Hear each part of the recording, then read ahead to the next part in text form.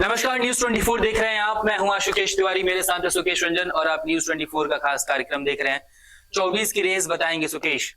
आज बीजेपी ने 195 उम्मीदवारों की सूची जारी कर दी है आगामी लोकसभा चुनाव को लेके, और काफी जो कॉम्बिनेशन है या फिर वो कास्ट को लेके हो या फिर उम्मीदवारों को लेके हो, लगता है कि बीजेपी ने काफी अच्छे से मेहनत की है। और अभी कुछ देर पहले बीजेपी की प्रेस कॉन्फ्रेंस खत्म हुई। दिल्ली, छत्तीसगढ़, तेलंगाना, उत्तर प्रदेश, बंगाल, राजस्थान, इन सभी स्टेट्स में ऐसा कह सकते हैं कि सर पहली सूची जारी हुई। आपने दिल्ली पे भी बोला था कि नाम बदले जाएंगे, बीजेपी ने नाम बदला। इस सूची को देख के ऐसा लगता है कि सर कि जहां भी संभावनाएं थी बीजेपी को कि इन उम्मीदवारों को हटाना चाहिए, बदलना चाहिए, वो बीजेपी ने पूरी की है। देखिए, बहुत ज्यादा प्रयोग नहीं किया है। फौरी तौर पे जो मैं लिस्ट देख रहा हूं, बहुत ज्यादा प्रयोग बीजेपी ने इस सूची में नहीं किया है। प्रयोग वाला एक प्रदेश है, वो दिल्ली है। 5 नामों की घोषणा की है उन्होंने, 4 नामों को काट दिया है जो उनके सिटिंग सांसद थे। ये सबसे बड़ा प्रयोग दिल्ली में हो रहा है, क्योंकि दिल्ली में आम आदमी पार्टी और कांग्रेस का गठबंधन हो चुका है। एक सेंस ऑफ इनर्शिया भी आ जाता है उसमें से। अधिकतर जो गौतम गंभीर को छोड़ दीजिए तो बाकी 2-2 बार से सांसद थे। नरेंद्र मोदी को यह लगता है कि बाकी जगह तो ठीक ही है, लेकिन दिल्ली में खासतौर पे जो चुनाव होते हैं वो नरेंद्र मोदी के नाम पे लोग जीतते हैं। कुछ ऐसी वजह भी है जो प्राइम मिनिस्टर अंडरलाइन करना चाहते हैं। मैं पहले लिस्ट की अगर खास बात बताऊं तो उसमें दिल्ली से ही शुरू कर लेते हैं, क्योंकि दिल्ली की चर्चा कर रहा हूं। चांदनी चौक, हर्षवर्धन, पुराने नेता, 2 बार से सांसद, विधानसभा में रह चुके हैं। किसी नए को मौका देना था। बहुत चर्चा थी कि अक्षय कुमार वहां से एक उम्मीदवार हो सकते हैं, क्योंकि वो ऐसे पोइज्ड है वो सीट कि अगर आम आदमी पार्टी और कांग्रेस दोनों का गठबंधन होता है तो एक ऐसा उम्मीदवार चाहिए जो कास्ट, क्रीड, रिलीजन सबको धता बताते हुए वो आगे बढ़ जाए। अक्षय कुमार चूंकि दिल्ली 6 के ही रहने वाले हैं मूलतः, तो उनका नाम चल रहा था, लेकिन उनको टिकट नहीं मिला है या उन्होंने ऑप्ट आउट किया, वो नहीं लड़ना चाह रहे होंगे। प्रवीण खंडेलवाल बहुत दिनों से क्यू में थे कि उन्हें मौका मिले। प्रवीण खंडेलवाल को टिकट दिया गया है वहां से। मनोज तिवारी एकमात्र ऐसे उम्मीदवार हैं जो अपनी सीट बचा पाए हैं। एमसीडी के चुनाव हुए थे तो इस इलाके में अच्छा परफॉर्मेंस किया था, बीजेपी ने किया था। उसका फायदा मनोज तिवारी को मिला है। अब वो राजनेता के तौर पे क्षेत्र में दिखने लगे हैं। वो जो उनकी एक फ्लैम्बॉयंट छवि थी उसको तोड़ा है उन्होंने, जनता के बीच दिखते हैं और इसलिए इसका फायदा उनको मिला है। जो नए नाम, मीनाक्षी लेखी 2 बार सांसद रह चुकी है, किसी दूसरे को मौका दिया जाए। किसको मौका दिया गया? सुषमा स्वराज की बेटी को। सुषमा स्वराज ने बिल्कुल स्क्रैच से शुरू किया है। वो अपनी लेगेसी लेके नहीं आई, ऐसा बीजेपी को लगता है। उन्होंने बिल्कुल छोटे स्तर पे दिल्ली बीजेपी में काम करना शुरू किया और अब जाकर दिल्ली की उम्मीदवार, वो नई दिल्ली की उम्मीदवार बनी है। जो चौंकाने वाला नाम है वो प्रवेश सिंह वर्मा का है, साहब सिंह वर्मा के बेटे। साहब सिंह वर्मा यहां चीफ मिनिस्टर रहे, अच्छे खासे जाट इन्फ्लुएंस वाले, इन्फ्लुएंशियल जाट के तौर पे वो देखे जाते हैं। 2 बार से लगातार वो भी सांसद थे। उनका टिकट काट दिया गया है। अब दिल्ली में उनको कहीं प्लेस नहीं किया जा सकता, जो सीटों की बनावट है उसके हिसाब से। उनके बाजू वाली जो सीट है वो रिजर्व सीट है, जहां से पंजाब के जो गायक थे हंसराज हंस, उनका टिकट भी कट गया है। हालांकि नाम की घोषणा नहीं हुई है, लेकिन उनका टिकट भी कटने वाला है, ऐसी खबर है। कमलजीत सहरावत जो मेयर रही हैं, उनको टिकट दिया गया है प्रवेश वर्मा के जगह पे। अब क्या उनको हरियाणा में कहीं प्लेस किया जाएगा, ये देखने वाली बात होगी। क्या उत्तर प्रदेश में कहीं प्लेस किया जाएगा, देखने वाली बात होगी। लेकिन अभी फिलहाल उनका टिकट कट गया है। एक नाम जो और चौंकाने वाला है वो विधुरी का है, रमेश विधुरी। बड़े वाचाल नेता, 2 बार से सांसद, बहुत वोकल। लेकिन हाल फिलहाल में एक जो कंट्रोवर्सी हुई उसको लेकर सरकार बहुत आलोचना की शिकार हुई थी। आपको याद होगा जी, दानिश अली दानिश अली को लेके को लेकर जो उन्होंने सदन में कहा, उसकी इंटरनेशनली अंतर्राष्ट्रीय स्तर पे भी बहुत छीछा लेदर हुई थी। शायद ये वजह है कि प्रधानमंत्री अपने साथ ऐसे किसी एलिमेंट को नहीं रखना चाहते जो इंटरनेशनली उनको एक बैड नेम फेच कर रहा है। तो ये एक बड़ा सिग्नेचर दिखता है प्रधानमंत्री का कि ऐसा अगर कुछ कोई करेगा तो प्रधानमंत्री उससे दूरी बनाकर रखेंगे। जी, ऐसा ही एक नाम प्रज्ञा ठाकुर का है। आपको याद होगा कि 2019 के चुनाव में उन्होंने ये कहा था कि मैं दिल से कभी उनको माफ नहीं कर पाऊंगा। जी, उन्होंने गांधी जी की तो आलोचना की ही थी, गोडसे की प्रशंसा की थी, मंदिर बनाने की बात की थी गोडसे की, और उसके बाद भी वो मानी नहीं, लगातार बोलती ही रही। सदन में खेद जताया था, लेकिन बाहर उसके बाद क्रियाकलाप उनका वैसा ही था। प्रधानमंत्री चूंकि ऑन रिकॉर्ड थे, हमारे ही चैनल पे प्रधानमंत्री ने कहा था कि उनको दिल से माफ नहीं कर पाऊंगा, तो प्रधानमंत्री की मजबूरी थी कि वहां से उनका टिकट काटा जाए। नहीं तो जिसको उन्होंने दिल से माफ नहीं किया, अगर फिर से टिकट पा गई होती तो प्रधानमंत्री इस बात के लिए क्रिटिसाइज किए जाते कि प्रधानमंत्री की पार्टी, और जिसमें प्रधानमंत्री at the helm of affairs है बीजेपी, वो कहते तो कुछ और है, करते कुछ और है। इसलिए साध्वी प्रज्ञा का टिकट कटना था, जो कि कट गया। जी, एक प्रदेश जिसमें बहुत ज्यादा प्रयोग की गुंजाइश लोग बता रहे थे, उसमें अभी तक कोई प्रयोग देखने को नहीं मिलता है। वो प्रदेश है उत्तर प्रदेश। उत्तर प्रदेश में एक नाम चौंकाने वाला हो सकता है, जिनकी सीट की घोषणा अभी नहीं हुई है। वो भी प्रधानमंत्री को जो बैड नेम फेच करने वाला हो सकता है, और प्रधानमंत्री की ये चिंता होगी। आप समझ गए होंगे, जनता भी समझ गई होगी मैं किसका नाम कहने जा रहा हूं, ब्रजभूषण शरण सिंह। जी, ब्रजभूषण शरण सिंह की सीट की घोषणा अभी नहीं हुई है। वो गोंडा से सांसद हैं, कुश्ती एसोसिएशन के अध्यक्ष भी हैं, उस इलाके में बहुत इंफ्लुएंशियल है। चाहे समाजवादी पार्टी से लड़े हों, चाहे भाजपा से लड़े हों, बीच में वो भाजपा छोड़ गए थे तो समाजवादी पार्टी से सांसद हुए।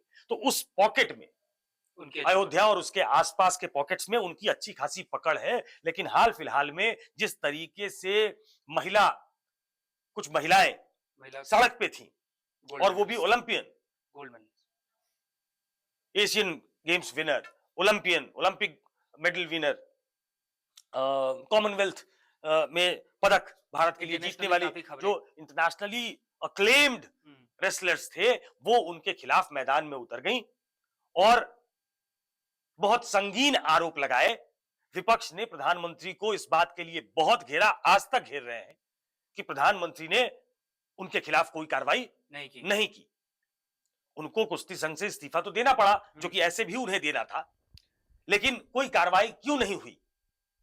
बात बार बार इस पर आकर अटक रही थी। अगर उनको टिकट मिल जाता है तो शायद ये क्रिटिसिज्म होगा, लेकिन वो टिकट होल्ड पे चला गया है जी, मतलब उनका टिकट कट सकता है।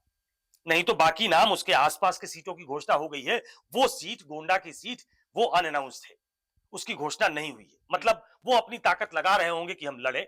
उनके इन्फ्लुएंस के बारे में भी बीजेपी को जानकारी है, लेकिन उनके टिकट की घोषणा अभी नहीं हुई है। प्रधानमंत्री ये सिग्नेचर भी करना चाहते हैं कि जो मुझ पे आरोप लग रहे थे, जब मौका लगा तो हमने ऐसे आदमी का टिकट काट दिया। ठीक, तो ये कुछ चीजें हैं जो इस लिस्ट को डिफाइन करती हैं। पहला, प्रधानमंत्री की अपनी इमेज, उससे उनको समझौता न करना पड़े, उनको जवाब न देना पड़े। कोई 2 टर्म से सांसद है, परफॉर्मिंग है, तो तीसरी बार चलेगा जी, नहीं तो नहीं चलेगा। दिल्ली में ऐसा दिखाया उन्होंने। कोई कंट्रोवर्शियल है तो उसका टिकट कटेगा, दिल्ली में ऐसा दिखा है।